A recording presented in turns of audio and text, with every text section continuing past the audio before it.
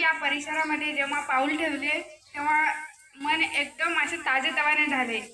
एवढा छान सुंदर परिसर सरांनी खूप छान शाळेला हे आकार दिला.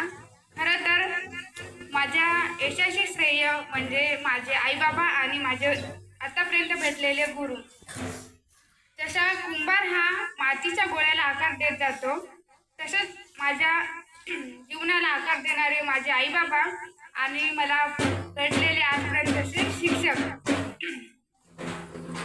खरं तर जर एखादा पक्षी उंच भरारी घेत असेल तर त्यांच्या पंखामध्ये बळ भरणारे जे असते ना ते प्राथमिक शाळेमध्ये. जर एखादी बिल्डिंग उभी करायची असेल तर त्याचा पाया मजबूत करणारी शाळा म्हणजे जिल्हा परिषद. आणि मी तुमच्यातलीच विद्यार्थिनी आहे. मी असे सर आम्हाला 3ऱ्या वर्गाला होते तर सरांचा विषय होता मराठी आणि भूगोल.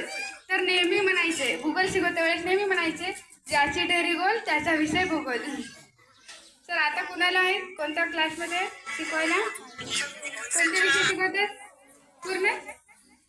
तेव्हा खूप म्हणायचे सर. आणखीन मला आठवणीत आहे सरांचं बस हे बॉटलवाले. खरं तर सांगायसारखं खूप काही आहे.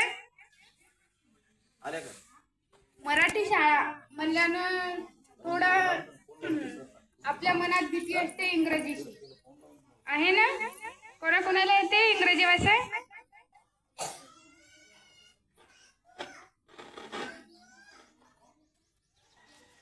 खरं तर सर जेव्हा आपण प्राथमिक शाळा जेव्हा आपली संपत्ती आणि जेव्हा आपण माध्यमिक शाळेमध्ये जातो तेव्हा पहिला प्रश्न असतो की आपल्याला इंग्रजी वाचता येत नाही.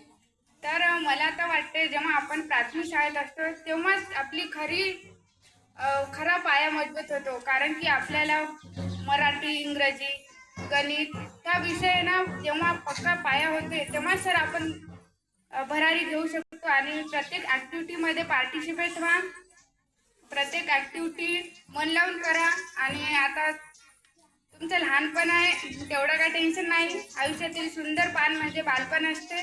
ते म्हणतात ना लहानपण देगा देवा मुंगी साखरेचा रवा ऐरावत रत्न थोर त्याला अंकुशाचा मार. या उक्तीप्रमाणे लहानपण असते. बस. आणखी कोणाला काही प्रश्न विचारायचे आहेत मला? चला पूर्वी प्रश्न केला काय असा कसा अभ्यास करावा लागते आहेत कोणाला प्रश्न?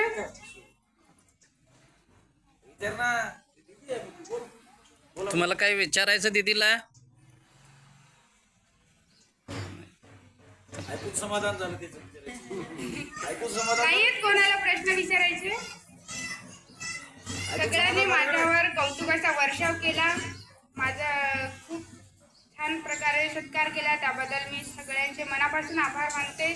आणि तुम्हाला भेटून खूप छान वाटलं. माझ्या लहानपणीची शाळा आठवली आणि मी पण तुमच्यातलीच खोडकर आहे यामधूनच पुढे आलेली आहे.